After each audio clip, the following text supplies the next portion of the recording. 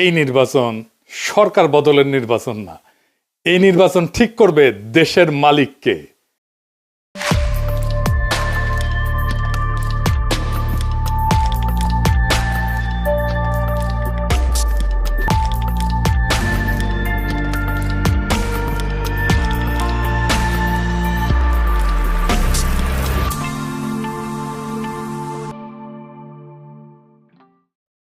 এগারো দলের নির্বাচনে ঐক্য হয়েছে, আলহামদুলিল্লাহ। এইটা আরো ভালোভাবে হইতে পারতো, কিন্তু হয় নাই। যাই হোক, অসুবিধা নাই। এই জোটকে এখন বিজয় হইতে হবে।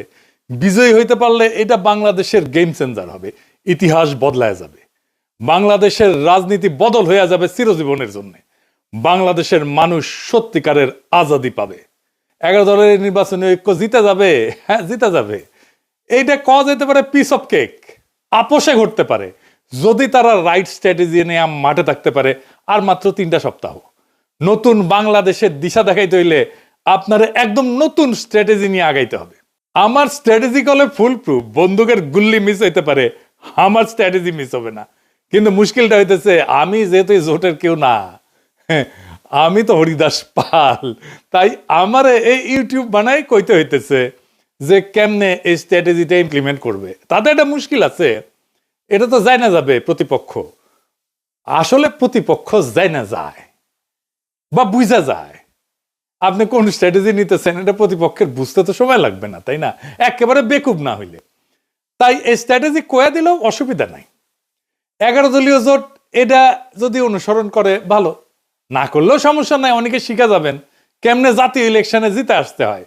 নির্বাচন আসলে অগলের মাথায় আসে একটা নির্বাচনে ইস্তেহার বানাইতে হবে, লেখা লাগবি।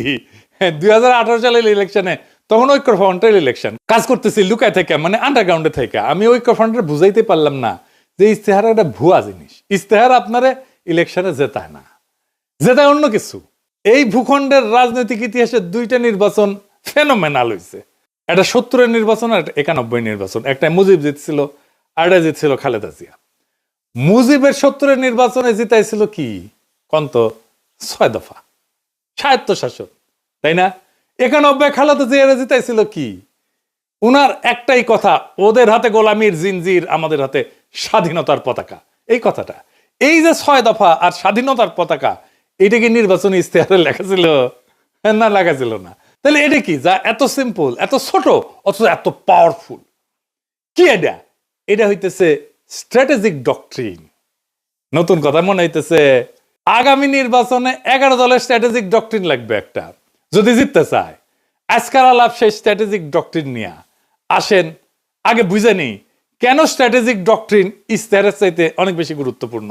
আর স্ট্র্যাটেজিক ডক্ট্রিন আসলে কি, এর হাতি না ঘোড়া? আসেন আল্লাহর নামে শুরু করি। ইস্তেহার হইতেছে নির্বাচনের আগে দেওয়া প্রতিশ্রুতির তালিকা, কি কি করা হবে তার ঘোষণা, মূলত ভবিষ্যৎ নির্ভর। আর স্ট্র্যাটেজিক ডক্ট্রিন হইতেছে রাজনীতিকে দেখার দৃষ্টিভঙ্গি, ক্ষমতার উৎসকে সেটা নির্ধারণ করা, রাষ্ট্র কার জন্য, তার স্থায়ী উত্তর একটা স্ট্র্যাটেজিক ডক্ট্রিন। ইস্তেহার বলে কি করব, ডক্ট্রিন বলে কেন করব আর কার জন্য করব। মানুষ এই সমস্ত ইস্তার ফিস্তার বিশ্বাস করে না, পড়েও না। রাজনৈতিক দলের কর্মীরাও পড়ে না, কারণ সারা দুনিয়ার বাস্তবতা হইতেছে প্রায় সব দলই একই প্রতিশ্রুতি দেয়। চাকরি দেব, বেকারত্ব কমাবো, দাম কমাবো, দুর্নীতি কমাবো, কিন্তু মানুষ জানে এগুলো ভুয়া, কিছুই হবে না, কিছুই পূরণ হবে না। ফলে ভোটাররা এই সমস্তকে পাত্তা দেয় না। কিন্তু ডক্ট্রিন ইস্তেহারের এই সীমাবদ্ধতা ভেঙে ফেলে। ইস্তেহার যাচাই হয় ক্ষমতায় গেলে, ক্ষমতায় যে সে করলো কিনা। আমি কিন্তু আওয়ামী লীগের ইস্তেহার নিয়ে বেশ কয়েকটা এপিসোড করছি যে ওরা কোনোটাই কিছু করে নাই, বাস্তবায়ন করে নাই। কিন্তু ডক্ট্রিন যাচাই হয় ভোট দেওয়ার আগেই। ডক্ট্রিন মানুষকে প্রশ্ন করায়, আমি কি এই ডক্ট্রিনের মধ্যে নিজেকে দেখতে পাই? এই দল আসলে আমাকে কি মনে করে? মানুষ ইস্তেহার বিশ্বাস না করলেও ডক্ট্রিনকে চিনতে পারে। ইস্তেহার হয় পরিস্থিতি নির্ভর, আর ডক্ট্রিন সময় স্বাধীন। জিনিসপত্র দাম বাড়লে ইস্তেহার বদলাবে, যুদ্ধ হইলে ইস্তেহার বদলাবে, কিন্তু ডক্ট্রিন বলে যে পরিস্থিতি আসুক ক্ষমতার কেন্দ্রটা বদলাবে না, ভোটাররা তাতে নিরাপত্তা পায়। ইতিহাস বলে যে দল ডক্ট্রিনে যেতে সে নির্বাচনে যেতে। নির্বাচনের মাঠে ডক্ট্রিন কি করে? 1 নাম্বার, ভোটকে একটা ডিল থেকে ঘোষণা বানায় দেয়। ইস্তেহার, আমি ভোট দিচ্ছি কারণ তুমি দিবা আমারে, তাই তো? আর ডক্ট্রিন বলে আমি ভোট দিচ্ছি কারণ আমি জানি ও আমি কে তার কাছে। 2 নাম্বার, প্রতিপক্ষের কথা কেউ নিজের করে নেয়। তার প্রতিপক্ষ যত কথা বলবে আমাদের ফ্রেমে বলবে, এটাই ডক্ট্রিন ঠিক করে। এটা আমরা আগে পরে আরো বিস্তারিত বলবো। ডক্ট্রিন ঠিক হলে ইশতেহার তার বাইরে যেতে পারে না। ডক্ট্রিন ইশতেহারের সীমা টেনে দেয়। আর মানুষের মনস্তত্ত্ব, মানুষ কি বিশ্বাস করে? মানুষ বিশ্বাস করে যে তাকে সম্মান দেয়, যে তাকে ছোট করে না, যে তাকে মর্যাদা দেয়, যে তাকে রাষ্ট্রের মালিক বানায়, তাকে বিশ্বাস করে। আর ইশতেহার বলে আমি তোমার এটা দেব। ডক্ট্রিন বলে আরে তুমি কি দেবো, তুমি তো মালিক। ডক্ট্রিন এটা বুঝায় দেয়। ইশতেহার আপনাকে গ্রহীতা বা অনুগ্রহ প্রার্থী বানায়, ডক্ট্রিন আপনাকে মালিক বানায় দেয়। মালিক ভিক্ষার উপরে ভোট দেয় না। নির্বাচন তো প্রতিশ্রুতির প্রতিযোগিতা না, নির্বাচন দেশের মালিকানা নির্ধারণ করে। তাই ইশতেহারের চেয়ে গুরুত্বপূর্ণ আমরা রাষ্ট্রকে, রাজনীতিকে, মানুষকে, জনগণকে, রাষ্ট্রের সাথে জনগণের সম্পর্ককে কিভাবে দেখি। নির্বাচনে মানুষ প্রতিশ্রুতিতে ভোট দেয় না, এটা বুঝতে হবে বাংলাদেশের পলিটিশিয়ানদেরকে। নিজের অবস্থানকে যে বুঝাই দিতে পারে তারে ভোট দেয়। আর যেই দল মানুষকে তার অবস্থান বুঝায় দেয় সেই দল ইশতেহার ছাড়াই জয়ী হইতে পারে। ইশতেহার ভুয়া জিনিস, ডক্ট্রিন আসল জিনিস। তাইলে 11 দলীয় জোটের বিজয়ের লক্ষ্যে স্ট্র্যাটেজিক ডক্ট্রিন কি হইতে পারে? আগে দেখে নেই বিএনপির স্ট্র্যাটেজিক ডক্ট্রিন কি এই নির্বাচনে, বলতে পারবেন? এটা জানা দরকার, কারণ এই বিএনপির স্ট্র্যাটেজিক ডক্ট্রিনকে হারাইতে হবে। কি সেটা? সেটা হইতেছে সবার আগে বাংলাদেশ।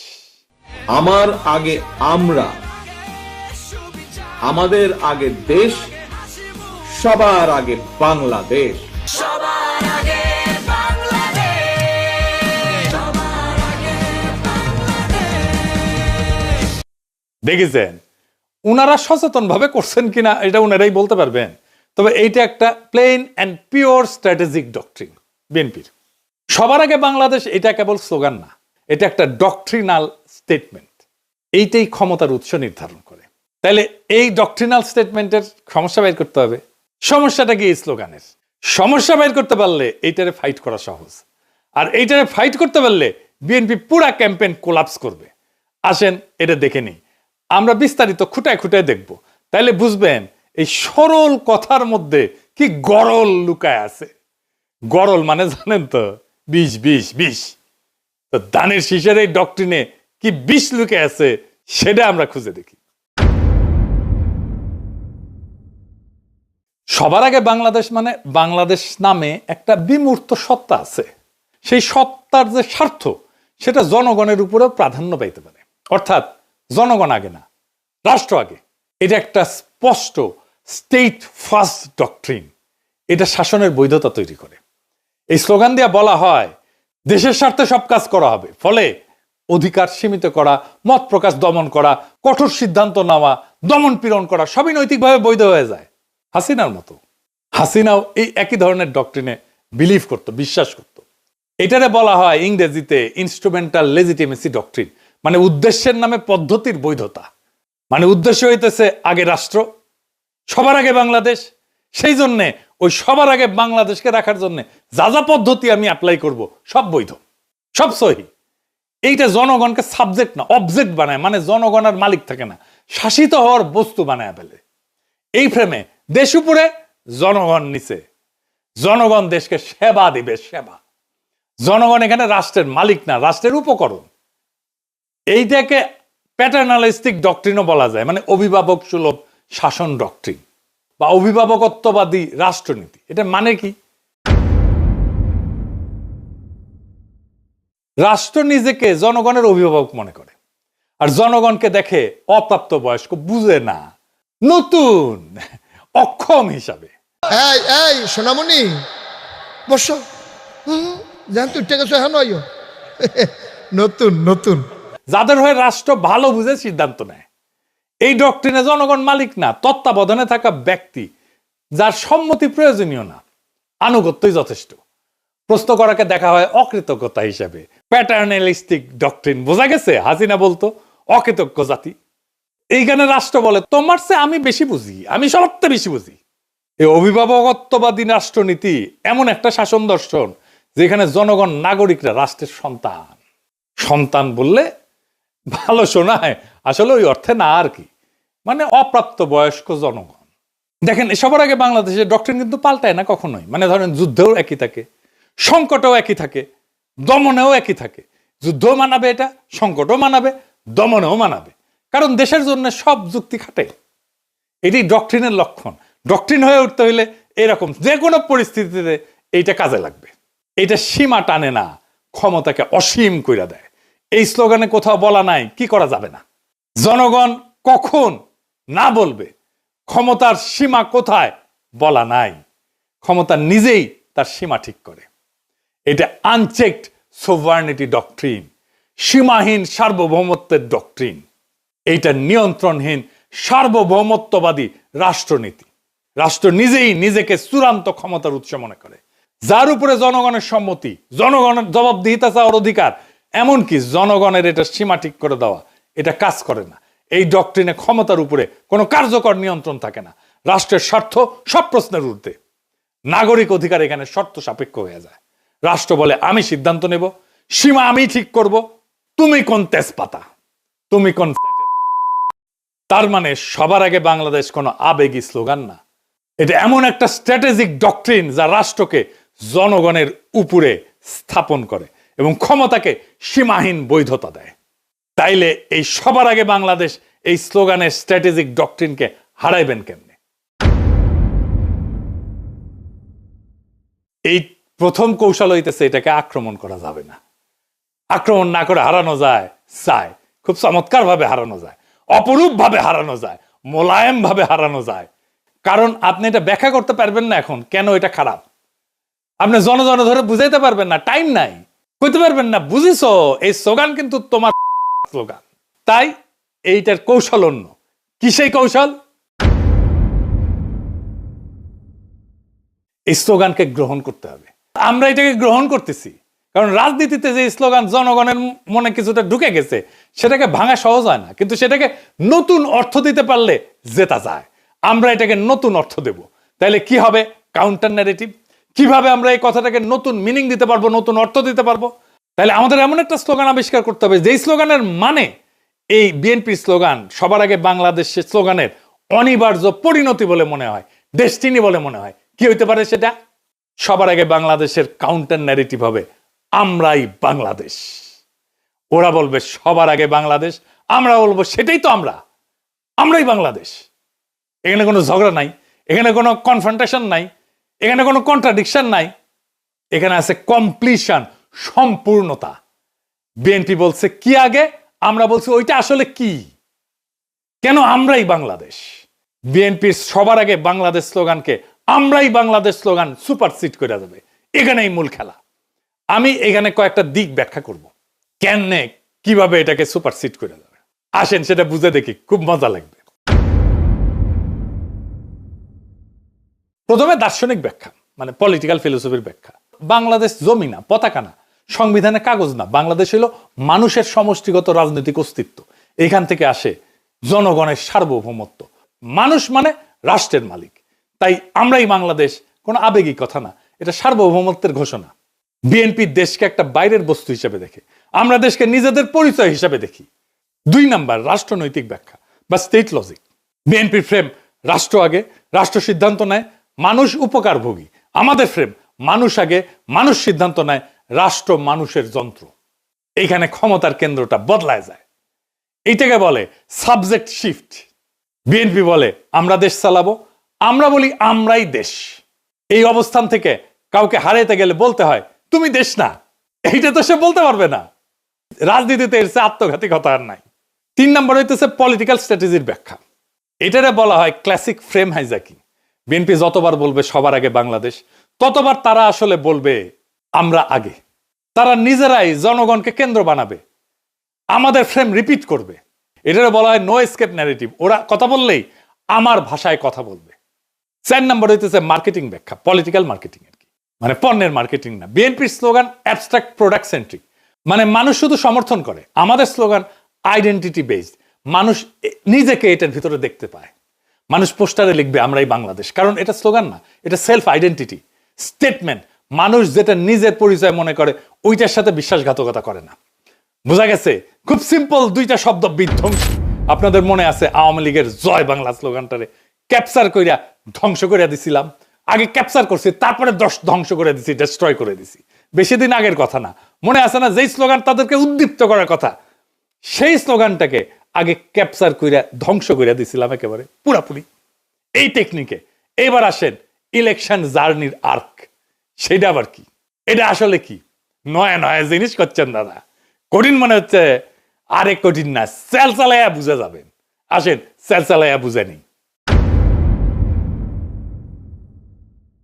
এইটা আসলে ভোটের আগে থেকে ক্ষমতায় যাওয়ার পর পর্যন্ত জনগণকে একসাথে নিজের সাথে যুক্ত রাখার রোডম্যাপ, পথ নকশা। এখানে ভোট শুধু একটা ঘটনা, পুরো গল্প না। ঠিক আছে? বর্তমান বাংলাদেশের বাস্তবতাটা কি? এটা কি জন অসন্তোষ এটা দিয়ে শুরু হয়? তা না, শুরু হয়েছে একটা হতাশা দিয়ে, গভীর হতাশা দিয়ে, একটা ভ্রম দিয়ে, একটা ভুল দিয়া। সব বদলাইছে মনে হয়, কিন্তু আসলে কিছু বদলায়নি। আগের বন্দোবস্ত, আগের রাষ্ট্রযন্ত্র, আগের ক্ষমতার ভাষা, আগের নিয়ন্ত্রণ সব ঠিক আছে, শুধু মুখ বদলাইছে, দল বদলাইছে। মানুষ স্পষ্ট দেখতেছে বিএনপি ধীরে ধীরে আওয়ামী লীগের আগের জায়গাগুলো নিচ্ছে, কাঠামো ভাঙতেছে না, দখল বদলাচ্ছে। সবচেয়ে গুরুত্বপূর্ণ বাস্তবতা হইতেছে তারেক রহমান তো নির্বাচিত প্রাইম মিনিস্টার না, কিন্তু তিনি ডিফ্যাক্টো দেশের প্রধান সিদ্ধান্ত কেন্দ্র। এখানে মানুষ বুঝে যায় সমস্যা ব্যক্তি না, সমস্যা হচ্ছে একই রাষ্ট্র একইভাবে চলে। এই উপলব্ধিটাই ইলেকশন জার্নির প্রকৃত শুরু। নির্বাচন শেষ না, নির্বাচন দিয়ে নাগরিক তার মালিকানা দখল করবে। এখানে ইলেকশন জার্নির আর্ক পূর্ণতা পায়। স্লোগান থেকে যাত্রা। এর প্রথম ফেজে কি হবে? পরিচয়কে জাগরিত করা। আমরাই বাংলাদেশ, এটা আমাদের পরিস্থিতিকে জাগ্রত করবে। এই পর্যায়ে প্রতিশ্রুতি কম, দর্শন বেশি। এর লক্ষ্য কি? মানুষ ভোটার না, মানুষকে বলা আপনি একটা পলিটিক্যাল এন্টিটি, রাজনৈতিক সত্তা। 2 নাম্বার ফেজে কি? নৈতিক প্রশ্ন, মরাল কোশ্চেনিং। এইখানে প্রশ্ন উঠবে, আমরাই যদি বাংলাদেশ হই তাহলে এত অন্যায় কেন, এত অবিচার কেন, এত বেইনসাফি কেন? এখান থেকে আসবে ইনসাফের প্রশ্ন। ইনসাফ মানে ভিক্ষা না, দয়া না, অধিকার ফেরত নেওয়া। মানুষ তখন বোঝে অন্যায়টা তো তাহলে আমার বিরুদ্ধে, বেইনসাফি তো আমার বিরুদ্ধে। আমরাই যদি বাংলাদেশ হই আর এই বাংলাদেশে যদি বেইনসাফি থাকে তাহলে এই বেইনসাফি আমার বিরুদ্ধে, কারণ আমি তো বাংলাদেশ। 3 নাম্বার ফেজ, ইনসাফের কাফেলা। এটা একটা কালেকটিভ জাস্টিসের ফেজ, সম্মিলিত ন্যায়ের যাত্রা। মানুষ বোঝে আমি একা না, আমার অভিজ্ঞতা সবারই। এখানেই জন্ম নেয় কাফেলার ধারণা। কাফেলা মানে পার্টি না, কাফেলা মানে পোস্টার না, এটা একটা নৈতিক যাত্রা। আমার ভোটটা তো দেওয়া হবে তাকেই যে আইন বানাবে, যাকে আমি সংসদে পাঠাচ্ছি। এটা একটা যাত্রা, যে আইন সমাজে ইনসাফ কায়েম করবে। এই ভোট শুধু ব্যালটের ভোট না, এটা ইনসাফ কায়েমের কাফেলা। 4 নাম্বার ফেজ, আজাদির দোরগোড়ায় পৌঁছানো। শেষ পর্যায়ে প্রশ্ন বদলায়। কে ক্ষমতায় যাবে এটা প্রশ্ন না, বরং আমরা কিভাবে শাসিত হব সেইটা প্রশ্ন হয়ে দাঁড়ায়। আজাদি মানে নিজের জীবনের উপরে নিজের কর্তৃত্ব। এখানে নির্বাচন ক্ষমতার উৎস না, এই নির্বাচন হইতেছে আজাদির দরজায় পৌঁছানোর মাধ্যম। ইনসাফের কাফেলা দিয়ে আজাদির দরজায় পৌঁছানোর মাধ্যম হইতেছে নির্বাচন। তাইলে কেন এই যে সিম্পল মেসেজ আমরা এই বাংলাদেশ, এটা কেন আমাদের জিতায় দেবে? 5টা সিম্পল কারণে জিতায় দেবে। 1 নাম্বার, এটা ঝগড়ার রাজনীতি না। 2 নাম্বার, এটা পরিচয়ের রাজনীতি। 3 নাম্বার, এটা মানুষকে ছোট করে না। 4 নাম্বার, এটা মানুষকে রাষ্ট্র বানায়, মালিক বানায়। 5 নাম্বার, এটা প্রতিপক্ষের মুখে আমাদের ভাষা ঢুকায় দেয়। মানুষ যখন বলে আমরাই বাংলাদেশ, সে আর শুধু ভোটার থাকে না, সে হয়ে যায় মালিক। আর মালিক কখনো ভুল জায়গায় দাঁড়ায় না। এই নির্বাচন সরকার বদলেন না, এই নির্বাচন ঠিক করবে দেশের মালিককে। ওরা বলে সবার আগে বাংলাদেশ, আমরা বলি আমরাই বাংলাদেশ। যেদিন মানুষ এটা বুঝে যাবে সেদিন আর কাউকে জিততে হবে না। নির্বাচন নিজেই নিজের ফল ঘোষণা করবে। সেই দিনের অপেক্ষায় আমরা থাকব 12ই ফেব্রুয়ারিতে। ইনকিলাব জিন্দাবাদ। আমরা কি চাই? আপনি কি চান? আমি কি চাই? বাংলা কি চায়? মাটির কি চায়? শহীদ কি চায়? আমরা কি চাই? বাংলা কি চায়? 24 কি চায়? জুলাই কি চায়? আমরা কি চাই? ইনকিলাব কি চায়? বিপ্লব কি চায়? জনতা কি চায়? মাটি কি চায়? বাংলা কি চায়?